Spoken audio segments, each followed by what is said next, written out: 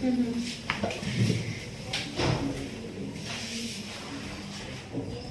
me now, start thinking about points. Before we get the writing criteria from sir, I'll explain it to you. Please start thinking the points now. May I erase this for a while? ठीक है? Till then I want you to think the reasons. Parents क्यों सिखाया और schools क्यों नहीं? ठीक है? अब इसका एक और है, आप इसके ऑपोजिट भी जा सकते हो. आप डिसएग्री कर सकते हो इस चीज से कंप्लीटली. स्कूल सिखाए, पेरेंट्स नहीं. उसका भी है हमारे पास सोर्स. उसमें क्या होगा, यहाँ पे उल्टा हो जाएगा बस. जहां पे पेरेंट्स है वहां पे स्कूल हो जाएगा, एजुकेशनल इंस्टीट्यूट, और दूसरी जगह पेरेंट्स. ये पैटर्न तो चेंज नहीं होगा. अब अपने पॉइंट सोचने हैं. अभी एक साइड के पॉइंट्स करते हैं, पेरेंट्स क्यों सिखाएं, फिर दूसरी साइड के पॉइंट्स करेंगे हम स्कूल्स क्यों सिखाएं. ठीक है? अब 6.5 बैंड तक अगर आपको स्कोर करना है एक बीपी में 2 पॉइंट, एक बीपी में 2 पॉइंट बहुत है, फुल फ्लेज. 7 बैंड पे अगर जाना है तो 2 फुल फ्लेज पॉइंट एक बीपी में, 2 फुल फ्लेज पॉइंट दूसरे बीपी में, और एक फुल फ्लेज, एक सिंपल पॉइंट इन बीपी 1 और एक सिंपल पॉइंट इन बीपी 2 और ऐड होगा, यानी 3 point BP 1, 3 point BP 2. 7 band पे जब बोथ व्यूज का टॉपिक है तो वो बहुत आसान है. जब सिंगल साइडेड आप जा रहे हो तो मुश्किल है. अब इसको करने का तरीका ये है, या तो आप फुली अग्री या फुली डिसएग्री कर लो, या पार्शियली कर लो, 50-50 हो जाएगा, बोथ व्यूज बन जाएगा. गलत कुछ भी नहीं है, लेकिन मैं यहाँ पे बच्चों को डेली रूटीन में प्रैक्टिस एक साइड की कराती हूँ ताकि आपको पॉइंट्स बनाने आए डेली रूटीन में. ठीक है? हम रोज ऐसे टॉपिक को डिस्कस करेंगे 5, 6, 7 days. Rubil, you can continue even after that. Keep coming. Okay, Ashika. Keep coming. Right? Utilize your knowledge till then. Right? बाकी बच्चों के लिए बेनिफिट ये है कि अगर रोज आपका हाफ एन आवर 45 मिनट्स आपको पॉइंट जनरेट मेरे थ्रू हो रहे हैं, you will definitely get some idea of knowledge of language as well as points, thoughts. Right? अब इसको एक और तरीका, आप कहो कि ग्रेट एक्सटेंट तक अग्री करती हूँ या सम एक्सटेंट तक. मैम फिर उसमें मतलब सारे पॉइंट उसमें सिर्फ एक पॉइंट वैसा आएगा, डिसएडवांटेज टाइप्स हो जाएगा, देखो, आउटवे टाइप आउटवे हो जाएगा. यस, आउटवे हो जाएगा. नहीं मेरा, चलो मैं फिर इनको बता देती हूँ, कोई बात नहीं. I will find it out for you. I will give the marking criteria to you in the screenshot, और उसके अंदर मैं आपको एक छोटी सी ऑडियो भेजूंगी एंड यू विल रियलाइज उसमें सारा आप उसको नोट करना कि मैम ने जो बोला वो चीजें उसमें की हुई है.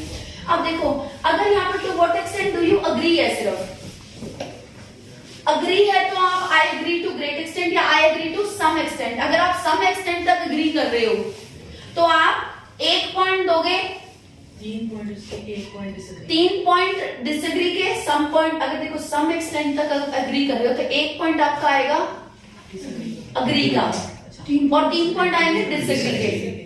अगर आप ग्रेट एक्सटेंट तक अग्री कर रहे हो तो 3 पॉइंट आएंगे अग्री के, और बाद में आएगा 1 पॉइंट डिसएग्री का. अब अगर यहाँ पे to what extent do you agree और डिसएग्री है,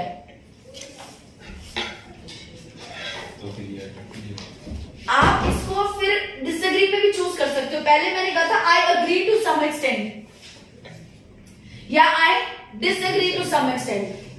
अब आप अग्री को भूल ही जाओ अगर आप डिसएग्री कर रहे हो. मान लो I disagree completely, I disagree partially, I disagree to great extent, I disagree to some extent.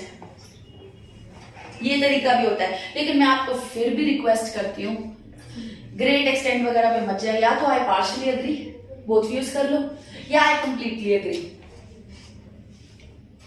और अग्री में ही जाना, डिसएग्री में ज्यादा मत जाना. कहने का मतलब आई अग्री फुल्ली या आई पार्शली अग्री. 2 ही चीजें रख लोगे ना तो माइंड में आपको इजी हो जाएगा, उस समय कंफ्यूजन नहीं होगी.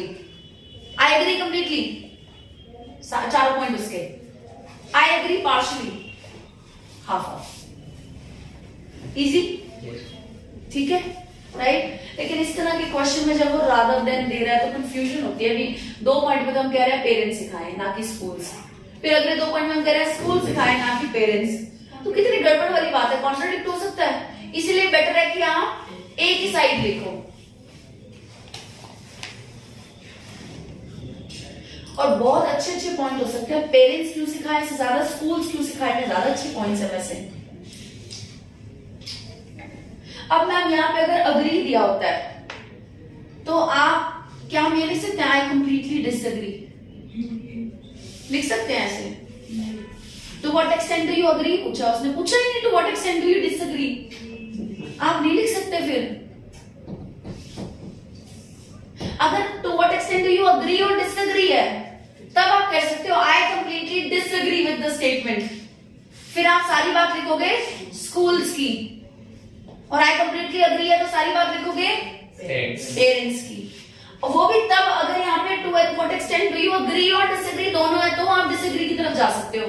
अगर खाली अग्री दिया हुआ है यहाँ पे to what extent do you agree सिर्फ, तो क्या करोगे?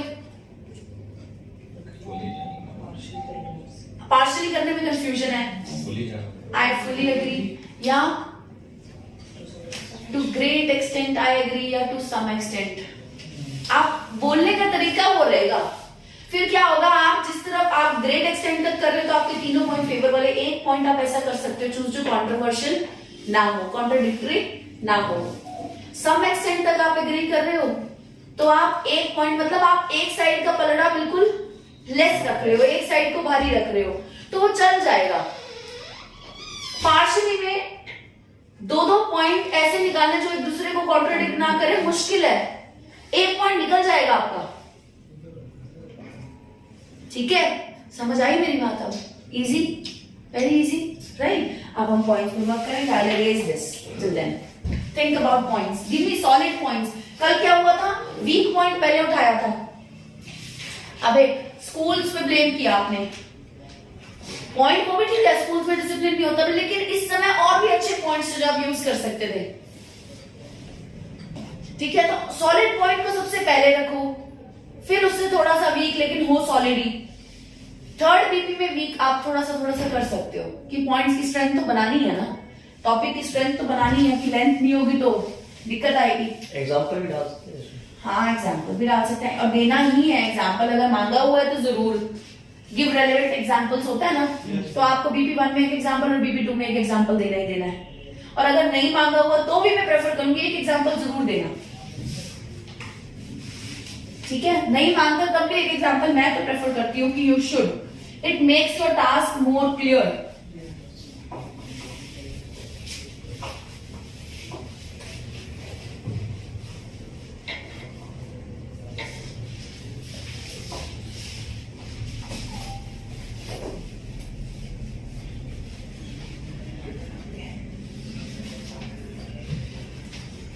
सोचो बेटा quickly.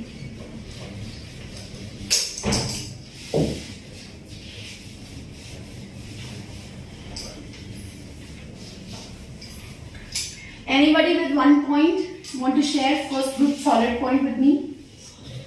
The parents are the first teachers. Very good. This is the most wanted point that everybody would look for. Parents are the first teachers. ठीक है? Parents are the first teachers. Okay, और They know their children in deep. nobody would know their own children. Nobody would know better than Others. parents than how their children actually are. The real worth of their children, the real quality of their children. और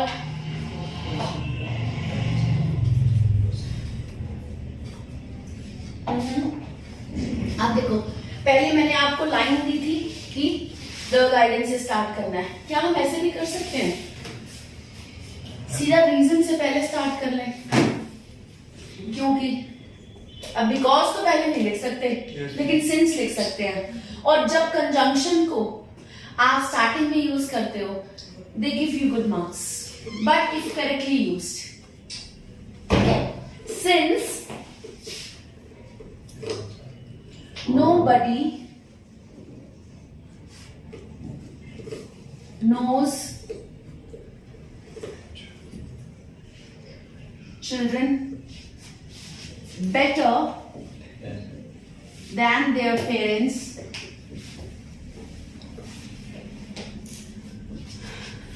Therefore यहाँ पे parents पहले है, ठीक है? Therefore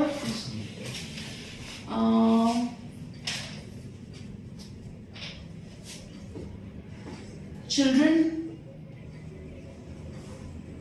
देखो अब यहाँ पे दिक्कत आ जाएगी, चिल्ड्रन भी आ गया, पेरेंट्स भी आ गया। Therefore, they must teach their kids. क्योंकि अब यहाँ पे अगर आपने यहाँ पे दे लगाना है ना, तो ये दे लास्ट वाले के लिए लगेगा। Therefore, they can या they should या they must teach the skills to kids.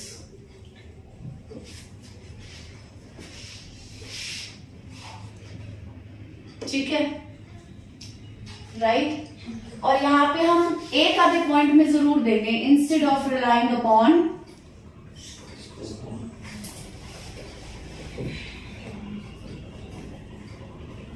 Schools, एक पॉइंट में एक बीपी हम जरूर प्रोवाइड करेंगे। यहाँ पे भी हमने 10 स्किल्स दिया है,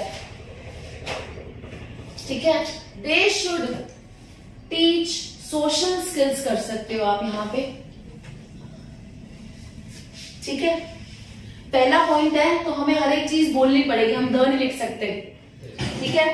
Since nobody knows children better than their parents, therefore they should teach social skills to kids instead of relying upon schools. Right? अब ये हमारा है मेन पॉइंट। क्या है? Main point. अब हमने इसको सपोर्टिंग पॉइंट से एक्सप्लेन करना, हमारा रीजन आ गया मेन पॉइंट में, ठीक है। Since nobody knows children better than their parents, अब सपोर्टिंग पॉइंट हमने देना है। सपोर्टिंग पॉइंट में हम इसी चीज को एक्सप्लेन करेंगे। अब देखो एवरी, अब मैंने पेरेंट्स वर्ड बार बार यूज नहीं करना, तो मैं क्या कर रही हूं, हर पेरेंट, एवरी पेरेंट, पेरेंट्स ना यूज करके पेरेंट, एवरी पेरेंट, गार्जियन से ज्यादा parent, guardian can be a parent and some other person as well, right. Every parent, अब सेंस ही तो चेंज करनी है, तो एक ही वर्ड को 2 या 3 तरीके से यूज कर पाना भी एक आर्ट है। फॉर इंस्टेंस अगर मैं यहां वर्ड ले रही हूं इनक्रेडिबल, फिर मैं उसी को यूज कर रही हूं इनक्रेडिबली, ठीक है। अब इसके आगे मैं प्रीफिक्स लगा दूं, अगर अनइनक्रेडिबल या इनइनक्रेडिबल तो होता नहीं, अनइनक्रेडिबल।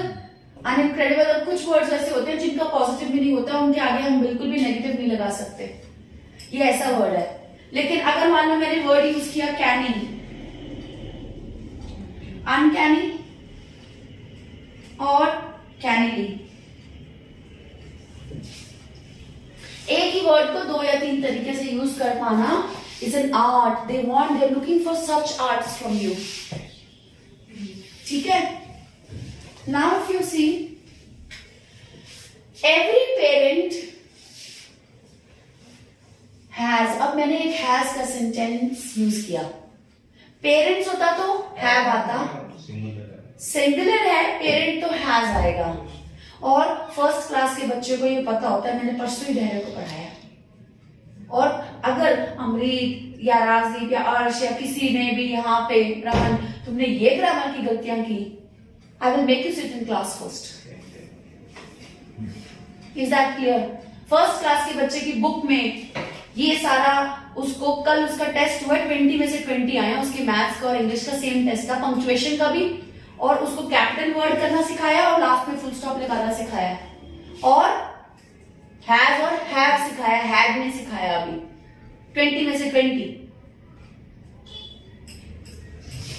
Please don't do such mistakes. Clear? Every parent has in depth, अब ये इन और डेप्थ जब मैं इकट्ठा वर्ड यूज कर रही हूं तो ये मेरा यहाँ पे एक तरीके से प्रीफिक्स है, या फिर क्या हम इसमें हाइफन भी यूज कर सकते हैं? कुछ वर्ड्स में हाइफन भी यूज होगा, कुछ में नहीं होता, लेकिन कुछ ऐसे वर्ड्स होते हैं जो आपको याद रखनी है आप, जैसे कि ये वर्ड इकट्ठे यूज होते हैं, put through. My father was put through, my father was put through critical situations. Critical, मेरे पापा को बहुत ही टफ सिचुएशंस में से गुजरने के लिए मजबूर किया गया है, डाला गया। अब मेरे पापा क्रिटिकल सिचुएशंस में से गए तो हम यूज करेंगे went through. He had to go through. आप ये चीजें जब स्पीकिंग में भी बोलोगे ना, आपको मार्क्स मिलते हैं। आप इन चीजों को ध्यान रखो।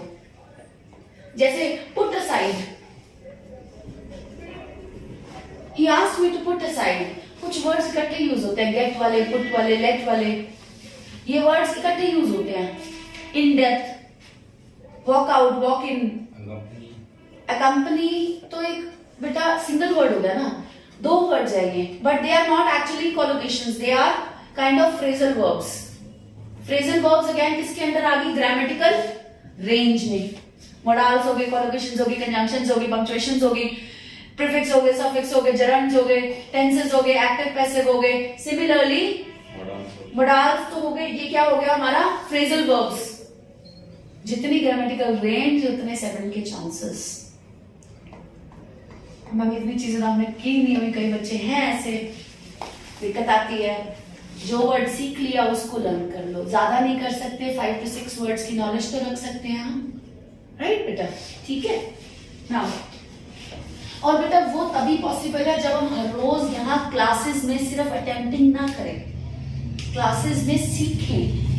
एक्चुअल में आईएलटीएस इंडस्ट्री में क्या बना हुआ है? आओ 3 घंटे के अटेम्प्ट करो, उसके बाद रीडिंग डिस्कशन और लिसनिंग और रीडिंग डिस्कशन और राइटिंग आपकी चेक और स्पीकिंग और जाए।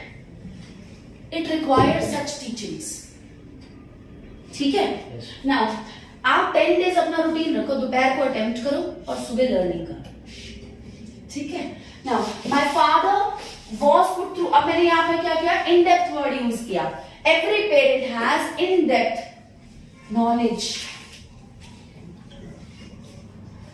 about their offsprings, बच्चों के लिए offsprings या little ones, ठीक है। बच्चे हैं तो यूज हो सकता है, लेकिन अगर किसी टॉपिक में टीनेजर्स होता तो वहां लिटिल वंस या ऑफस्प्रिंग नहीं आ सकता था। पेरेंट के लिए बच्चा कितना ही बड़ा हो जाए वो लिटिल वन ही माना जाएगा, इसीलिए ये वर्ड यहाँ यूज हो सकता है। लेकिन टीनेज की बात हो रही है और वहां पे आप यूज कर रहे हो ऑफस्प्रिंग्स एंड लिटिल वंस, नहीं चलेगा, ठीक है, वहां गलत हो जाएगा। इन depth knowledge about their offsprings और लिटिल वंस एंड दस they can they need and दस, यहां पे अब दोबारा से मैं वर्ड यूज कर रही हूं, पेरेंट्स कैन टीच या फिर इनकलकेट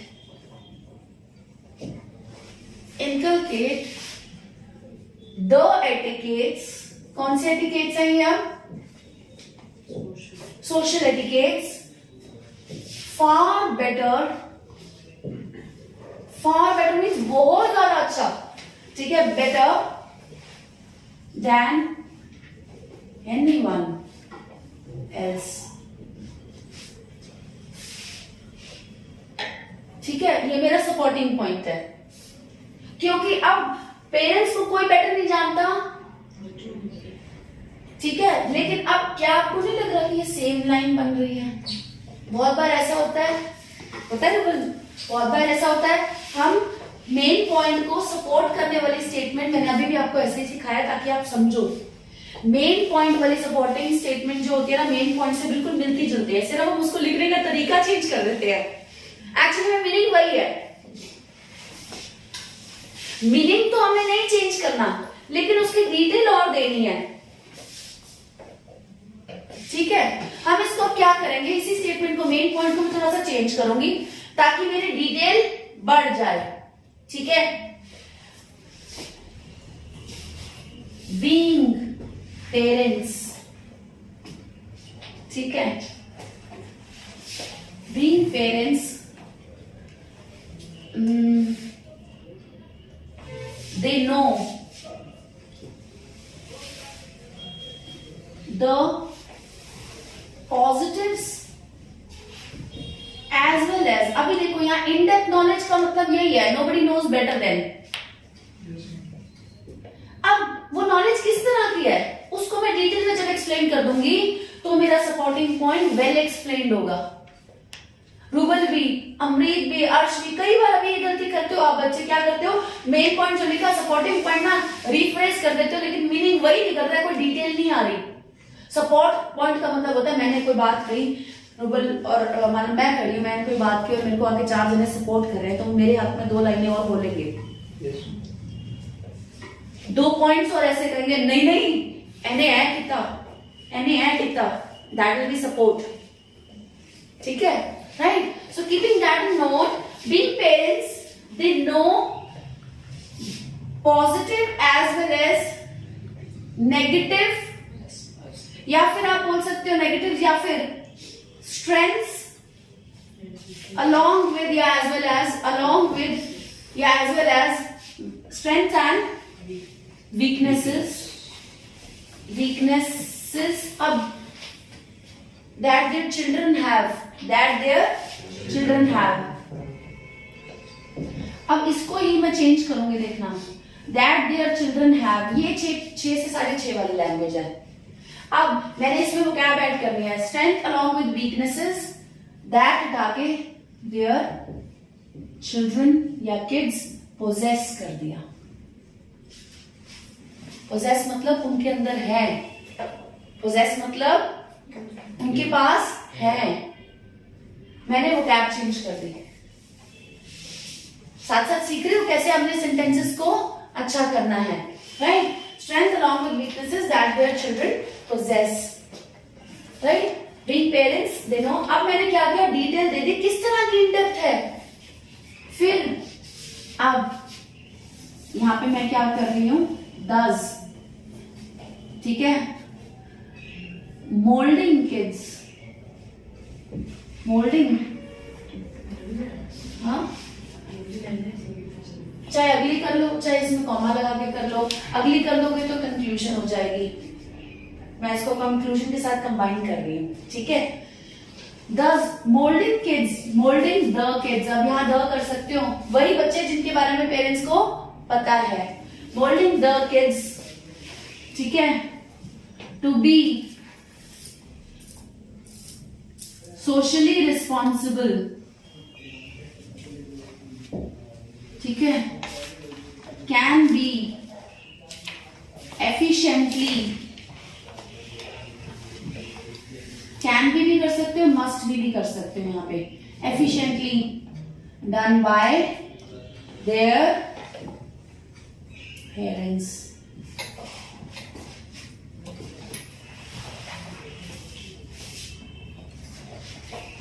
need to भी कर सकते हो, नीड टू बी जरूरत है कि वही करे।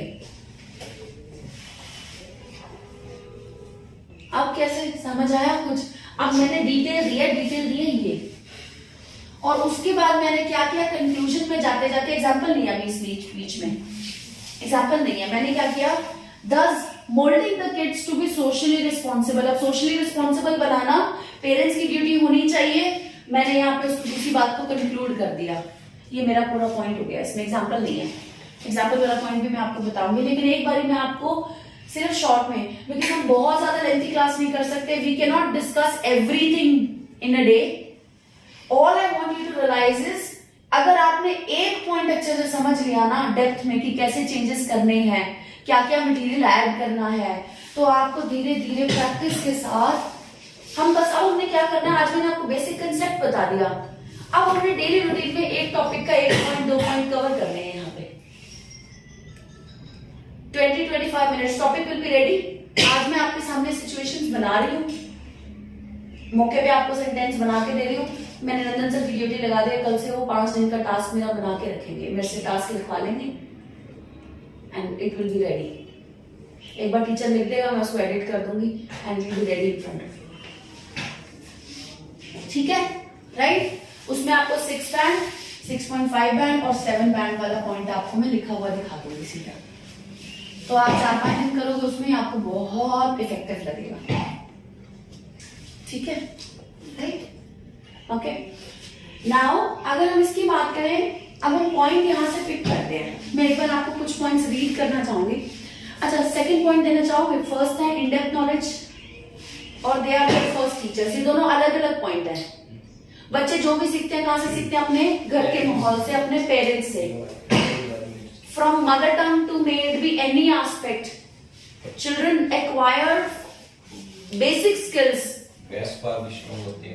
हाँ बेटा, सीखने की पावर भी अच्छी होती है बच्चों की, छोटी उम्र में जल्दी सीखते हैं। यस, बच्चे अपना शुरू से टाइम पहले अपने माँ बाप के साथ बिताते हैं और फिर स्कूल जाते हैं, तो उनकी एक्चुअल लर्निंग तो जो स्टार्ट हो जाती है वो पेरेंट्स के थ्रू ही हो जाती है।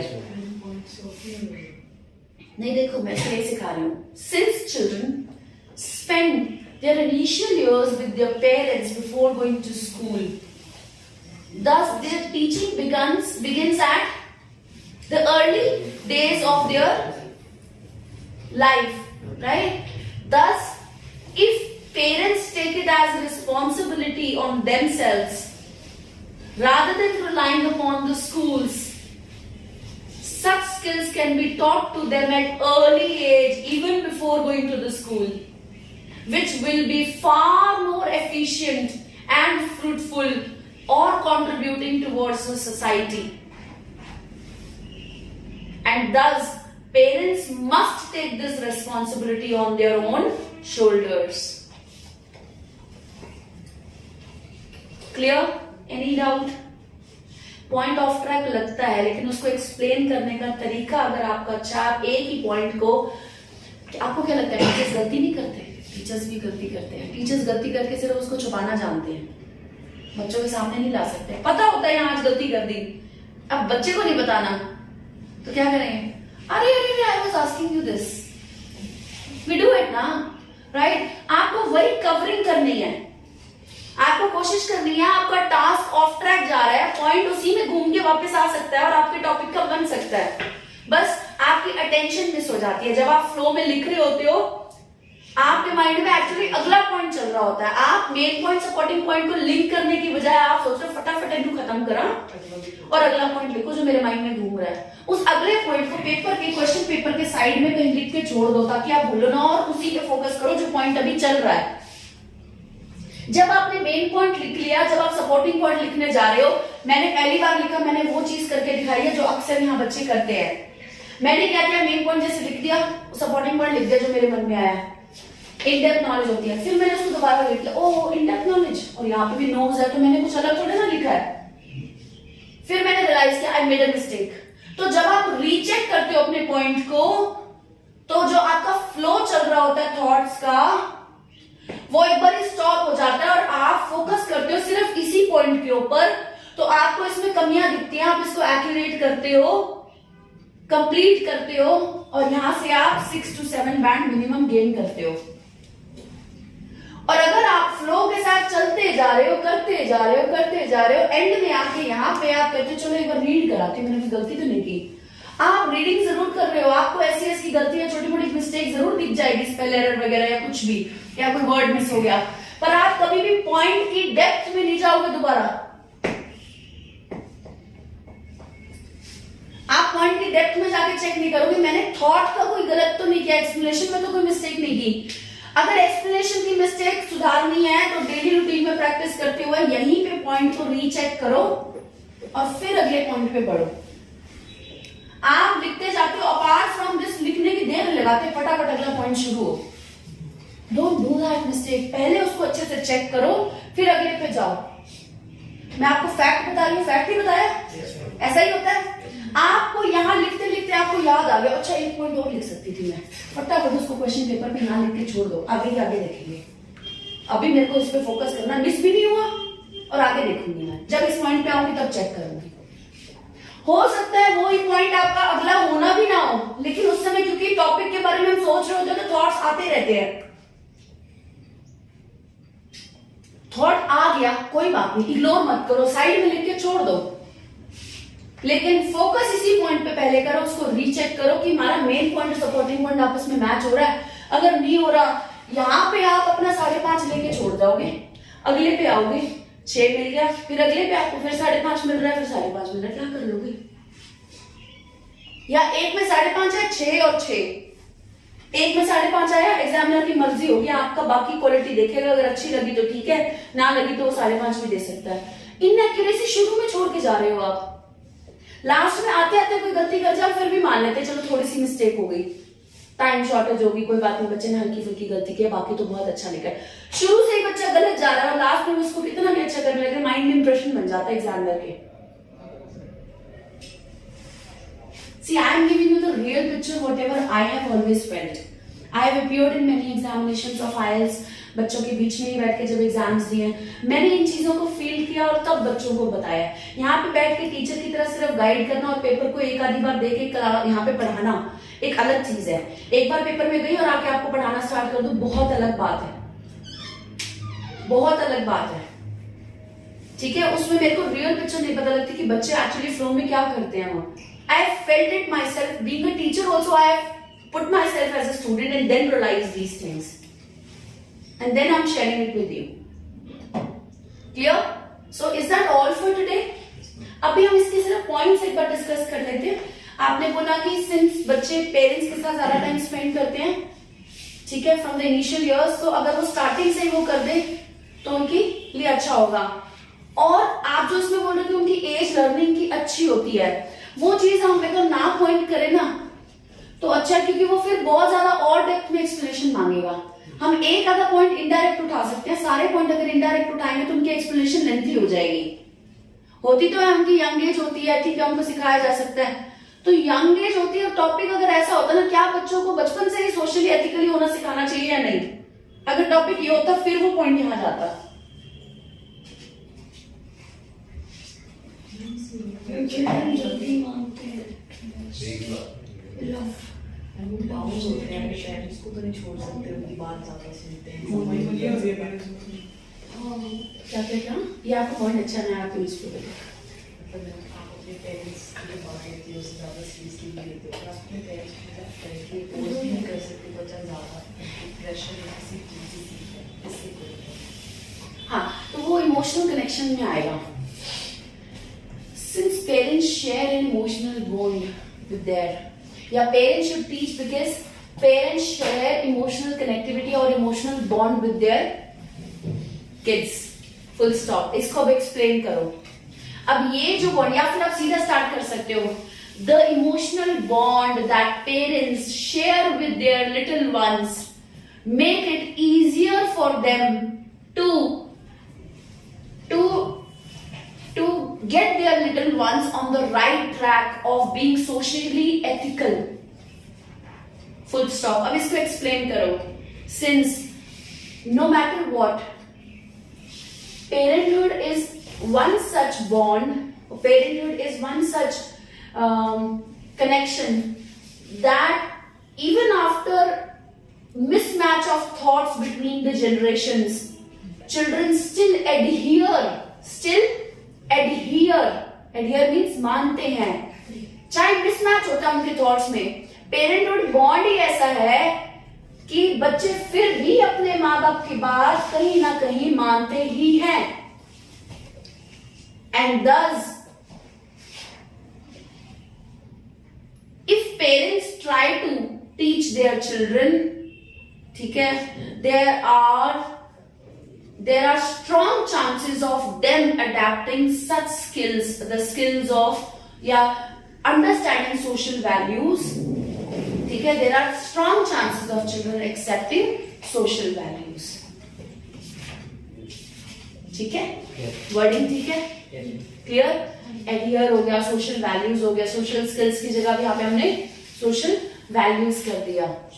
ठीक है, या responsibility of being social, responsibility of being social या बीइंग सोशली गुड। ठीक है, राइट। उसके बाद अगर हम इसमें देखें मेरा point, let me see if I have anything.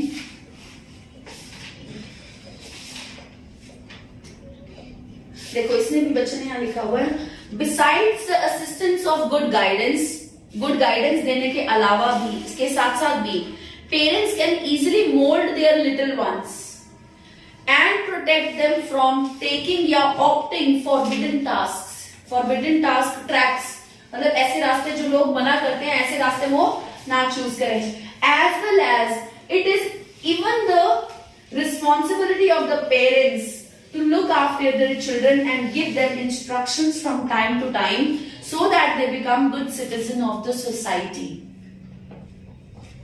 बच्चे मानते हैं वो तो है ही है, वैसे भी एक माँ बाप की ड्यूटी है कि वो अपने बच्चे को गाइड करे. Parenthood demands parents to instruct or to guide their children from time to time. माँ बाप की खुद की भी एक ये जिम्मेवारी है कि उनको करना ही चाहिए. ठीक है, right? Parenthood is the best job.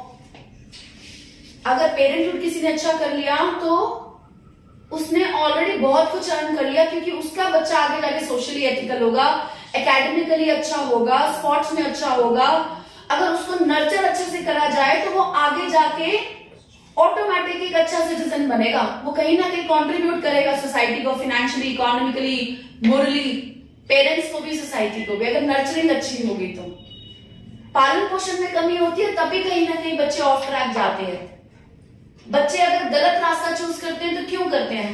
माँ बाप समय नहीं दे पाते उनको गाइड करने के लिए.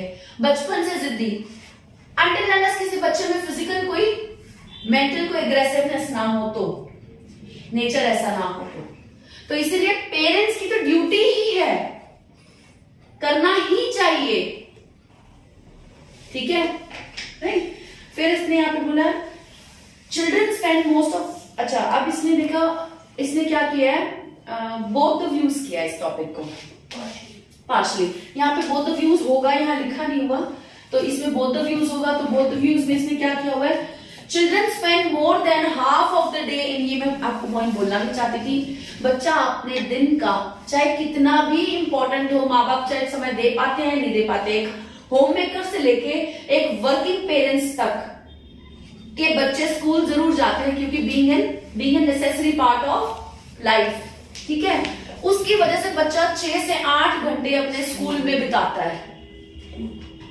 ठीक है, more than half of the day is spent by a child in the school, in schools, in the boundaries of schools. Therefore, it must be the necessary requirement of schools to teach children about being socially fit, being socially active, being socially cognizant means supportive. Moral values भी कर सकते हो. हाँ, मतलब वो तो मैं आपको जस्ट जनरल वो कर रही हूँ, कोई दिक्कत नहीं है, आप कर सकते हो उसमें. Hence 10 की जगह hence. ये बच्चा मेरे से पढ़ के गया हुआ, but he is in Canada right now. Anil Monga from bigger. ठीक है, एंड ट्रस्ट मी, बहुत टाइम लिया इस बच्चे ने. Yes, he's there. It's been so much time now.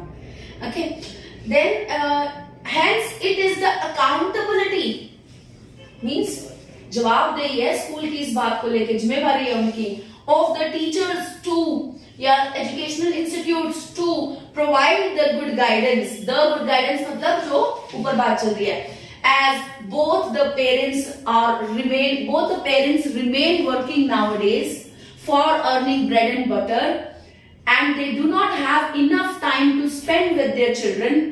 Thus, teachers not only have academic responsibility but also have responsibility towards teaching them moral values and rights and preserve them from indulging into unethical activities.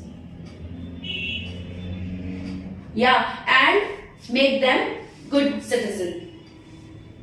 सीधा कर दो, unethical activities तो crime की तरफ भी जा सकता है. To make them good citizen.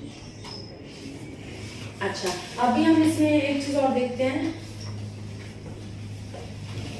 अच्छा, व्हाई पेरेंट्स शुड स्पेंड का दिया हुआ इसमें.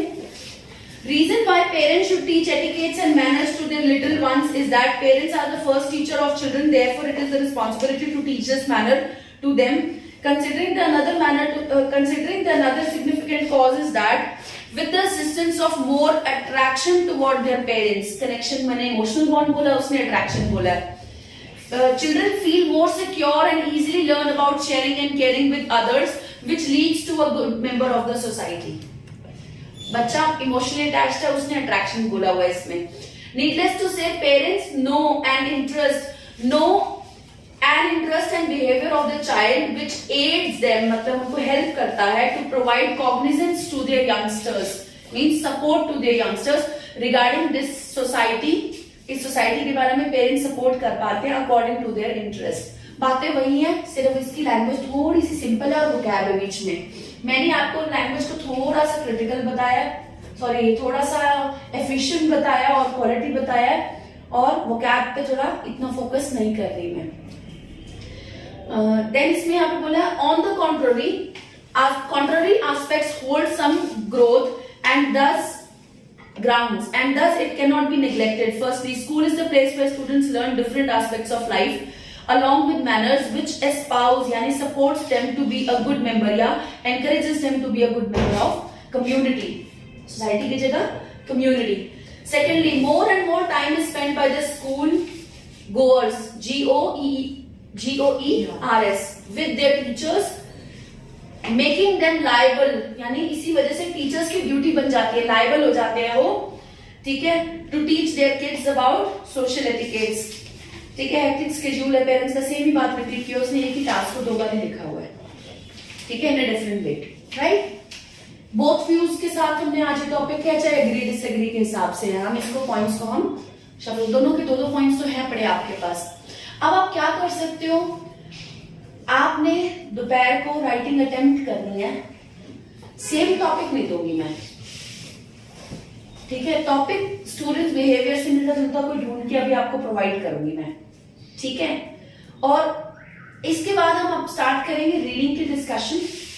एक पैसेज पहले मैं डिस्कस करूंगी जो टफ है, ठीक है, उसके बाद एक पैसेज जो आपका रह गया वो एक बार छोड़ेंगे, आगे कंप्लीट करना आप। नंदन सर आपके साथ एक पैसेज, मैं एक पैसेज को पूरा डिटेल में करवाऊंगी, और every day this has to be your same routine for this class, ठीक है। Any doubts in today's class? Sure, all clear? कितना स्कोर आ जाएगा, कितना आ जाएगा? कोई हौसला मिले तो स्कोर बदूंगा, मिले? श्योर है? चलो प्रैक्टिस करोगे ना, फिर लगेगा सिर्फ 5.5 पे आया आप तो, क्योंकि प्रैक्टिस करके 4 बार 5 बार जब तक वो चेक नहीं होगा तब तक आपको ऐसा हौसला नहीं आएगा, आपको कॉन्फिडेंस नहीं आएगा। हाँ, इतना कर सकते हैं, आज मैंने यहाँ एक्सप्लेन किया है, कल आपको सेम चीज, क्योंकि आपको कंसेप्ट पहले सामने रखना था, कल आप बोर्ड पे आके मेरे को 1-2 स्टूडेंट्स लिख के दिखाओगे। चाहे आज यही सेम एक्टिविटी हम दोपहर को फिर क्लास एक्टिवेट करवा लेते हैं यहाँ पे, उसमें आप मतलब क्या होगा, एक टॉपिक अलग पिक कर लेंगे, उसका एक पॉइंट मेरे को एक बच्चा लिख के दिखाएगा, उसी का अपर वर्जन एक बच्चा, फिर दूसरा पॉइंट एक पॉइंट सिंपल लिख के या जैसे भी उसको अच्छा लगा उसी को बेटर करके एक स्टूडेंट करके दिखा दे। हम दोपहर को एक बार ये क्लास फिर थोड़ा गैप के साथ कर लेते हैं। Easy, good, please pause it, okay.